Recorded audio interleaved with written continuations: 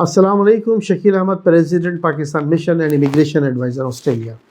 जैसा कि आप जानते हैं, हमारे कुछ इदारे जिसमें मसाजिद, इस्लामिक स्कूल और चैरिटीज़ शामिल हैं, वो बिज़नेस और सियासत का गढ़ बन चुके हैं, जिसकी वजह से आए दिन कोई ना कोई स्कैंडल मीडिया में हमें देखने को मिलता है।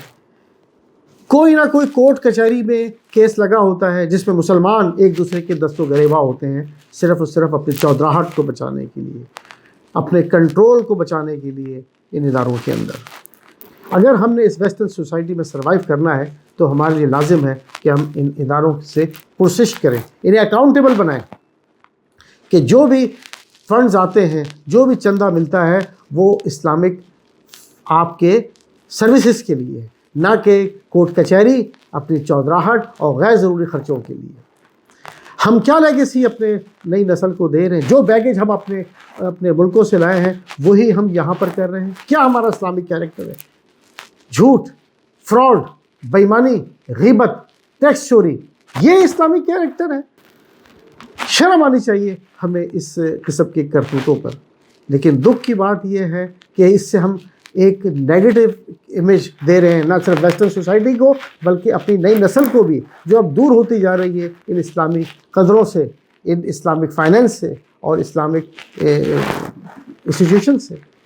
इसकी ज़िम्मेदारी हम पर आयद होती है कि हमने अगर इस पर आज बंद ना बांधा तो हम ना सिर्फ अपने आप को रुस्वा करेंगे इस वेस्टर्न सोसाइटी में, बल्कि अपनी अगली नस्ल को भी हम इन इदारों से दूर करके एक बहुत बड़ा जुल्म करेंगे। इस मामले में पाकिस्तान मिशन जो है वो फोरफ्रंट पर है और हम चाहते हैं कि आप भी हमारे साथ ज्वाइन करें और इसके लिए एक कोई कलेक्टिव एफर्ट हो, ताकि हम हमारी मीडिया के थ्रू जो बदनामी हुई है, इदारों पे जो ट्रस्ट ख़त्म हुआ है, उसको रेस्टोर करने के लिए हम कलेक्टिवली कोई एफर्ट करें और एक लेगेसी ऑफ प्राइड अपने बच्चों के लिए छोड़ कर जाएं। जैसा कि आप देख रहे हैं कि इस्लामिक स्कूलों के अंदर जो टसल है, जिसकी वजह से पेरेंट्स के ऊपर बहुत बड़ा असर पड़ रहा है, लोगों के जो फंड्स हैं वो मिस अप्रोप्रिएट हुए हैं।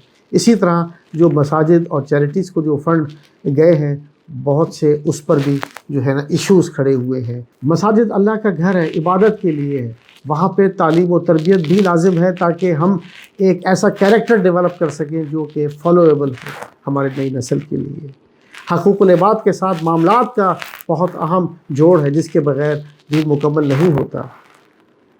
हम अल्लाह के सामने क्या सर उठाएंगे कि हमने इबादत तो पूरी की लेकिन हमारे मामलात सिफर थे। इसी तरह कुछ चैरिटीज़ के ऊपर भी क्वेश्चन है। सेलिब्रिटीज़ को बुलाकर, VIPs को बुलाकर उनके सफ़र का ख़र्चा, उनकी रिहाइश का ख़र्चा, बड़े बड़े होटलों में खाना करना, आलीशान खाने करना, ये कहाँ का तरीक़ाकार है? चैरिटी गरीबों की बुरे हालात दिखाकर, उनकी तस्वीरें दिखाकर, उनके वॉर जोन की तस्वीरें, उनके डिज़ास्टर जोन की तस्वीरें, भूखे नंगे लोगों को दिखाकर आप अगर अल्लाह के नाम पे, इंसानियत के नाम पर चंदा लेते हैं तो ये लाजिम है कि आप सेलिब्रिटीज़ के ऊपर, VIPs के ऊपर, बड़े बड़े डिनर्स और होटल्स के ऊपर आप ख़र्चा कम करें।